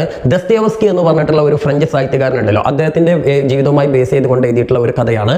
അപ്പം ഇത് എഴുതിയിരിക്കുന്നത് നമ്മുടെ പെരുമ്പടം ശ്രീധർ എന്ന് പറഞ്ഞിട്ടുള്ള മലയാള സാഹിത്യകാരനാണ്. അദ്ദേഹത്തിന്റെ ഒരു സങ്കീർത്തനം പോലെ എന്ന് പറഞ്ഞിട്ടുള്ള നോവലാണ്. ആ നോവലിലെ ഒരു പ്രധാനപ്പെട്ട ഭാഗമാണ് ആത്മാവിന്റെ വെളിപാടുകൾ എന്ന പേരിൽ നമുക്ക് കഥയായിട്ട് വന്നിട്ടുള്ളത്. സോ മലയാള സാഹിത്യത്തിലെ പ്രമുഖ സാന്നിധ്യമായ പെരുമ്പടം ശ്രീധരൻ രചിച്ച ഒരു സങ്കീർത്തനം പോലെ എന്ന നോവലിലെ പ്രസക്തമായ ഭാഗമാണ് ആത്മാവിന്റെ വെളിപാടുകൾ എന്ന പാഠഭാഗം. ഓക്കെ, അപ്പോൾ ഈ പാഠഭാഗത്തിൽ നമ്മൾ പറഞ്ഞ ദസ്തയേവ്സ്കി എന്ന് പറഞ്ഞിട്ടുള്ള എഴുത്തുകാരൻ, അയാൾ കള്ളുകൂടിയും ചൂതാട്ടൊക്കെ ആയിട്ട് ആകെ കൺട്രോൾ തെറ്റി ആകെ കിളിപോയ അവസ്ഥയിലാണ്. അയാളാണെങ്കിൽ അയാളുടെ സമ്പാദ്യങ്ങൾ മൊത്തം ചൂത് വെച്ചിട്ട് നശിപ്പിച്ചു. അതേപോലെ തന്നെ എഴുതാൻ വേണ്ടിയിട്ട് അയാളെടുത്ത് കുറേ ഓർഡറുകളൊക്കെ കൊടുത്തിരുന്നു. അയാൾക്ക് എഴുതാൻ കഴിയുന്നില്ല, മൊത്തം കൺട്രോൾ പോയി കിടക്കുകയാണ്. ആ സമയത്താണ് അയാൾക്കൊരു സ്റ്റെനോഗ്രാഫറായിട്ട് അയാളുടെ ഒരു ആരാധകന്റെ മകൾ അയാളുടെ അടുത്തേക്ക് വരുന്നത്, അന്ന എന്ന് പേരുള്ള ഒരു പെൺകുട്ടി, ഒരു ചെറിയ പെൺകുട്ടി, ഒരു ഗിളന്ത് പെൺകുട്ടി. അപ്പോൾ ഈ പെൺകുട്ടിക്ക് ഇയാളോട് ഭയങ്കര ആത്മാർത്ഥമായ സ്നേഹമായിരുന്നു. സ്നേഹം വളർന്ന് പിന്നെ പ്രണയമായിട്ട് മാറി. അങ്ങനെ അന്ന അയാൾക്ക് വേണ്ട എല്ലാം നൽകുകയാണ്. അയാൾക്ക് വേണ്ട ഉപദേശങ്ങളും അയാൾക്ക് വേണ്ട സ്നേഹവും പരിചരണമൊക്കെ. അങ്ങനെ അന്നയുടെ ഈ സ്നേഹവും പരിചരണവും ഏറ്റ് അയാളുടെ ഉറങ്ങിക്കിടന്ന ആ ഒരു സർഗാത്മകതയൊക്കെ എന്ത് ചെയ്യാണ്, സടകുടഞ്ഞ് നിൽക്കുകയും അയാൾ നല്ല ഒരു മനുഷ്യനായിട്ട് മാറുകയും ചെയ്യാണ്. അപ്പം നല്ല ആത്മാർത്ഥമായ സ്നേഹം ഒരു മനുഷ്യനിൽ എങ്ങനെ മാറ്റങ്ങൾ കൊണ്ടുവരും, ഒരു മനുഷ്യന്റെ നഷ്ടപ്പെട്ട വിചാരങ്ങളെ എങ്ങനെ തിരിച്ചെടുക്കാൻ പ്രണയത്തിന് സാധിക്കും എന്നുള്ള ഒരു സ്റ്റോറി, ഒരു മെസ്സേജാണ് നമുക്ക് ഇന്ന് നൽകുന്നത്. അതുപോലെ തന്നെ age is just A number അല്ലേ. നമുക്കറിയാം എന്താണ് ഈ പ്രായം എന്ന് പറഞ്ഞാൽ വെറും ഒരു അക്കമാണ് എന്ന് അർത്ഥമാക്കുന്ന ഒരുപാട് കാര്യങ്ങൾ നമ്മൾ പറഞ്ഞു കേട്ടിട്ടുണ്ട്. അതുപോലെ തന്നെ പ്രണയത്തിന് പ്രായമില്ല എന്നൊക്കെ പറയുന്നത് അല്ലേ. അതുപോലെ തന്നെയാണ് ഈ അന്ന തന്നെ തന്നേക്കാൾ ഒരുപാട് പ്രായമുള്ള വാർദ്ധക്യം ബാധിച്ചു തുടങ്ങിയ ദസ്തേവ്സ്കി അവസാനം വിവാഹം കഴിക്കുക പോലും ചെയ്യുന്നുണ്ട്. അപ്പം പ്രണയം ആത്മാർത്ഥമാണെങ്കിൽ അതിന് പിന്നിൽ പ്രായം പോലും ഒരു ഭേദമല്ല എന്നുള്ള ഒരു സന്ദേശം കൂടി ഇവിടെ എന്ത് ചെയ്യുന്നുണ്ട്, ഈ കഥ നമുക്ക് പറഞ്ഞു തരുന്നുണ്ട്. സോ നോക്ക്, തന്റെ ചൂതുകളി ഭ്രാന്ത് കാരണം സകലതും നഷ്ടപ്പെട്ട ദസ്തേവ്സ്കിക്ക് കടുത്ത മാനസിക സംഘർഷങ്ങൾ കാരണം സർഗശക്തി പോലും നഷ്ടമാകുന്ന വേളയിൽ ഒരു സങ്കീർത്തനം പോലെ അയാളുടെ ജീവിതത്തിലേക്ക് കടന്നു വന്ന സ്റ്റെനോഗ്രാഫറായ അന്ന എന്ന പെൺകുട്ടിയുടെ നിസ്വാർത്ഥമായ സ്നേഹത്തിന്റെ കഥയാണിത്. ഓക്കെ, അപ്പൊ നിങ്ങൾ മനസ്സിലാക്കേണ്ടത് സങ്കീർത്തനം പോലെ എന്നല്ലേ നമ്മുടെ നോവലിന്റെ പേര് കൊടുത്തത്. ആ പേര് കറക്റ്റ് അപ്റ്റാണ്. ഒരു സങ്കീർത്തനം പോലെ ഒഴുകിയാണ് എന്ത് ചെയ്തത്, അന്ന എന്ന പെൺകുട്ടി ഇയാളുടെ ജീവിതത്തിലേക്ക് കടന്നു വന്നത് അല്ലേ. ഇതിനെന്താണ്, പ്രണയത്തിന് പ്രായം അതിരല്ല എന്ന ചൊല്ലിനെ അന്വർത്ഥമാക്കും വിധം പ്രായവ്യത്യാസത്തെ മറികടന്ന് അന്ന അദ്ദേഹത്തെ വിവാഹം കഴിക്കാൻ തയ്യാറാവുന്നു. അന്ന് നല്ല അന്ന എന്നാണ് കേട്ടോ, സ്പെല്ലിംഗ് മിസ്റ്റേക്ക് ആണ്. നേരത്തെ സ്നേഹം ഒരു വ്യക്തിയുടെ ജീവിതത്തിൽ എത്ര വിലപ്പെട്ടതാണെന്നും കളങ്കമില്ലാത്ത സ്നേഹം നഷ്ടങ്ങൾ തിരിച്ചു പിടിക്കാൻ മനുഷ്യനെ പ്രേരിപ്പിക്കുന്ന ഉൾക്കരുത്താണെന്നും പ്രസ്തുത കഥ നമ്മെ ഓർമ്മപ്പെടുത്തുന്നു. നിങ്ങൾക്ക് ഇതിന്റെ നോട്ട്സുകളൊക്കെ ഞാൻ നമ്മുടെ ഇതിൽ എന്താ പറയുക ടെലഗ്രാമിലൂടെ അയച്ചേരേണ്ടത്. അതേപോലെ തന്നെ ഇതിൽ ഞാൻ കമന്റ് ബോക്സിൽ ഞാൻ പിന്നും ചെയ്ത് വെക്കേണ്ടത്, നിങ്ങൾക്ക് വേണ്ട ഒരു കോപ്പി ചെയ്തെടുക്കാം കേട്ടോ. അടുത്തത് അക്കർമാഷി അല്ലെ. അക്കർമാഷി എന്ന് പറഞ്ഞു കഴിഞ്ഞാൽ ഇത് നമ്മുടെ മലയാളിയല്ല, ഇവിടെ കൊടുത്തിട്ടുണ്ട് മറാത്തി സാഹിത്യകാരനായ ശരൺകുമാർ ലിംബാളെ എന്ന് പറഞ്ഞിട്ടുള്ള ഒരു വ്യക്തിയുടെ അയാളുടെ ഒരു പേഴ്സണൽ എക്സ്പീരിയൻസ്, ശരിക്കും ഒരു ആത്മകഥാ ശൈലിയിൽ ഒരു ആഖ്യാനമാണെന്നാണ് പറഞ്ഞത്. അത് വേറൊന്നുമല്ല, അയാളുടെ സ്വന്തം കുട്ടിക്കാലമാണ് അയാൾ ഇവിടെ അക്കർമാഷി എന്ന പേരിൽ എന്ത് ചെയ്തത് നമുക്കായിട്ട് അവതരിപ്പിക്കുന്നത്. അയാളുടെ കുട്ടിക്കാലത്ത് അയാൾ ഒരുപാട് എന്ത് ചെയ്തിട്ടുണ്ട്, ഒരുപാട് അവശതകളും ഒരുപാട് പട്ടിണിയും സഹിച്ചിട്ടുണ്ട്.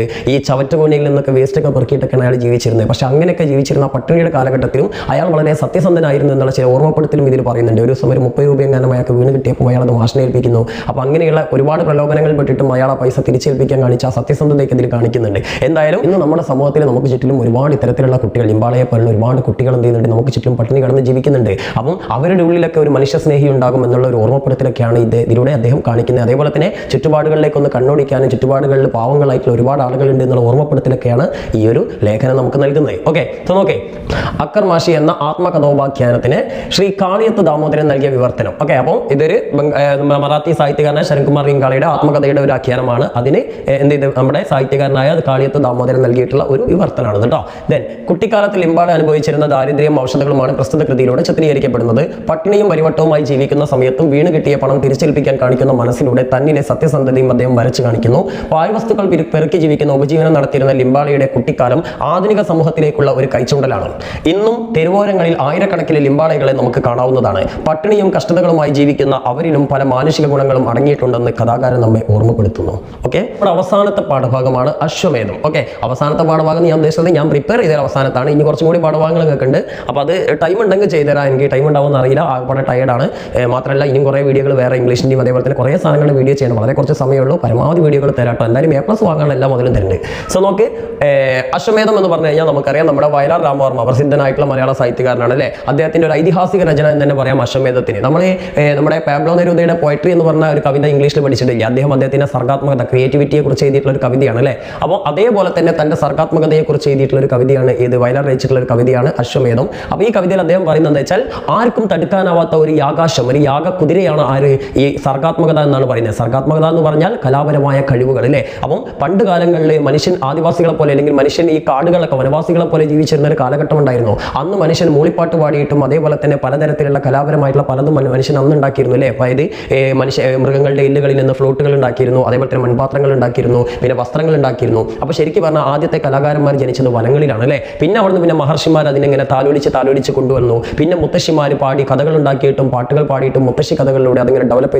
ചെയ്ത് വന്നു. പിന്നെ വലിയ വലിയ മഹാന്മാരായ കവികളിലതെത്തി. പക്ഷേ അതിനിടക്കൊക്കെ വലിയ വലിയ രാജാക്കന്മാരും പണ്ഡിതന്മാരും മതങ്ങളും ഈ സർഗ്ഗവാസനയെ പിടിച്ചു കെട്ടാൻ ശ്രമിച്ചു അല്ലേ. എന്ന് പറഞ്ഞാൽ നമുക്കറിയാം താജ്മഹൽ, ഇങ്ങനെയൊക്കെയുള്ള ഒരുപാട് കൊട്ടാരങ്ങളും കൊത്തളങ്ങളും ഒക്കെ നമ്മുടെ ഈ പല ഭാഗങ്ങളിൽ, ലോകത്തിന്റെ പല ഭാഗങ്ങളിൽ നമുക്ക് കാണാൻ പറ്റും അല്ലേ. അതേപോലെ മതങ്ങൾ ബൈബിള്, ഖുർആൻ, ഇങ്ങനെയൊക്കെയുള്ള തോറ, അതേപോലെ എന്താണ് ഗീത, ഇങ്ങനെയുള്ള പലതരത്തിലുള്ള ഗ്രന്ഥങ്ങൾ ഈ സർഗാത്മകതയുടെ ഭാഗമായിട്ട് എഴുതപ്പെട്ടു, രചിക്കപ്പെട്ടു. സ്വാഭാവികമായിട്ടും ഇങ്ങനെ മതങ്ങൾ വരെ ഈ സർഗാത്മകതയെ കീഴടക്കാൻ ശ്രമിച്ചു, തങ്ങളുടേതാക്കി മാറ്റുവാൻ ശ്രമിച്ചു. പല രാജാക്കന്മാരും ഈ കലയെയും കലാകാരന്മാരെയും കെട്ടിയിടാൻ വേണ്ടി ശ്രമിച്ചു, അല്ലെങ്കിൽ അവരുടേതാക്കി മാറ്റാൻ ശ്രമിച്ചു. പക്ഷേ അതൊന്നൊക്കെ ഈ കല അജയ്യമായിട്ട് തുടർന്ന് ഇങ്ങനെ മുന്നോട്ട് കുതിച്ചുകൊണ്ടേയിരിക്കുകയാണ്, ആർക്കും തളയ്ക്കാനാവാതെ. അതായത് ഓരോ സൃഷ്ടിയും കലാസൃഷ്ടിയും നോക്കുമ്പോൾ അതുണ്ടാക്കിയ കലാകാരന്മാരൊക്കെ മരിച്ചു പോകുന്നുണ്ട്. അതേപോലെ തന്നെ അതിനുവേണ്ടി മുൻകൈയെടുത്ത രാജാക്കന്മാരും മറ്റുള്ള ആളുകളും ഭരണാധികാരികളും ഇല്ലാതാവുന്നുണ്ട്. പക്ഷേ ആ കലാപരമായിട്ടുള്ള ആ കഴിവുകൾ അല്ലെങ്കിൽ കല മാത്രം എന്ത് ചെയ്യാണ്, കാലത്തെയും അതിജീവിച്ചുകൊണ്ട് നിലനിൽക്കുകയാണ് അല്ലേ. ഇപ്പം നമുക്കറിയാം വലിയ വലിയ മണിമാളികകളായാലും അതായത് താജ്മഹലൊക്കെ പോലുള്ള കെട്ടിടങ്ങളായാലും അതേപോലെ തന്നെ അനശ്വരമായ പ്രണയ സംഗീതങ്ങളായാലും പ്രണയ കഥകളായാലും അതേപോലെ തന്നെ ഒരുപാട് ഇതിഹാസങ്ങളുണ്ട്. നമ്മുടെ ഭാരതത്തിലും മറ്റുള്ളവർക്ക് ഒരുപാട് ഇതിഹാസങ്ങളുണ്ട്.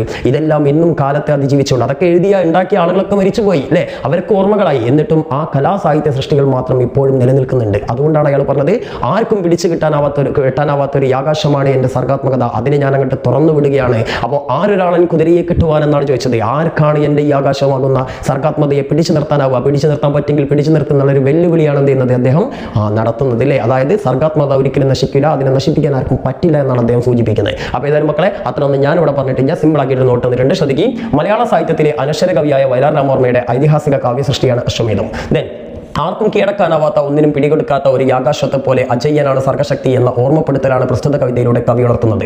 ശക്തരായ രാജാക്കന്മാരും മതങ്ങളും പണ്ഡിതരും സർഗശക്തിയാകുന്ന കുതിരയെ തങ്ങളുടെ സ്വാർത്ഥ താല്പര്യങ്ങൾക്ക് വേണ്ടി പിടിച്ചുകെട്ടാൻ ശ്രമിച്ചെങ്കിലും കാലത്തിനതീതമായി പ്രതിഭാതരായ അനവധി കലാകാരന്മാരുടെ കലാകാരന്മാരിലൂടെ ഇവിടെ അങ്ങനെ മാറ്റം കേട്ടോ, കലാകാരന്മാരിലൂടെ സർഗശക്തി ഇന്നും എന്തെയാണ് മുന്നോട്ടുള്ള തന്റെ പ്രയാണം, എൻ്റെ നില തന്റെ മുന്നോട്ടുള്ള പ്രയാണം എന്നാണ് പ്രയാണം തുടർന്നുകൊണ്ടിരിക്കുന്നു. അതൊന്ന് മാറ്റണം കേട്ടോ, പ്രിന്റിംഗ് മിസ്റ്റേക്ക് ആണ്. ദെൻ എന്നും കവി സാക്ഷ്യപ്പെടുത്തുന്നു. ഓക്കെ, ദെൻ ശില്പഭംഗിയാൽ രൂപം കൊണ്ട മനോഹര സൗധങ്ങളും അനശ്വരമായ പ്രണയകാവ്യങ്ങളും ജീവസുറ്റ ചിത്രങ്ങളും മനുഷ്യ ജീവിതത്തിനപ്പുറം സർഗശേഷിയുടെ അജയ്യതയിലേക്ക് തെളിവായി ഇന്നും നിലനിൽക്കുന്നു. അതായത് ഇതൊക്കെ ഉണ്ടാക്കിയ ശില്പങ്ങളും അതേപോലെ തന്നെ എഴുത്തുകാരും ഒക്കെ മൺമറഞ്ഞു പോയെങ്കിലും അവരുടെ സാഹിത്യങ്ങളും കലകളും ആ സർഗാത്മകതയും ഇന്നും അനശ്വരമായിട്ട് നിലനിൽക്കുന്നുണ്ട് എന്നാണ് ഇതിലൂടെ സൂചന നൽകുന്നത്. ഓക്കെ, അപ്പം കല ഒരിക്കലും മരിക്കില്ല, അല്ലെങ്കിൽ സർഗാത്മകത ക്രിയേറ്റിവിറ്റി ഒരിക്കലും നശിക്കില്ല എന്നുള്ള ഒരു മെസ്സേജാണ് ഈ ഒരു കവിതയിലൂടെ എന്ത് ചെയ്യുന്നത് നമ്മുടെ കലാകാരൻ വയലാർ രാമവർമ്മ തരുന്നത്. ഓക്കെ, അപ്പോൾ ഏതായാലും മക്കളെ ഇത്രയും എന്നെ കൊണ്ട് ഇപ്പോൾ പറ്റിയിട്ടുള്ളൂ. അപ്പോൾ ഞാൻ പറഞ്ഞ പോലെ മലയാളത്തിൻ്റെ കാര്യത്തിൽ ഒന്നും പേടിക്കേണ്ട, ഹാൻഡ് റൈറ്റിംഗ് നന്നാക്കുക, അതേപോലെ തന്നെ മാക്സിമം ചെയ്താൽ നിങ്ങൾ അവസാനം വരെ കീഴടങ്ങാൻ തയ്യാറല്ല എന്നുള്ള ബോധത്തോടെ എന്താണോ നിങ്ങളുടെ മനസ്സിൽ തോന്നുന്നത് അത് മൊത്തം എഴുതിക്കൊണ്ട് ഒന്നുകൊണ്ടും പേടിക്കേണ്ട, നിങ്ങൾക്ക് മാർക്ക് കിട്ടും. ഓക്കെ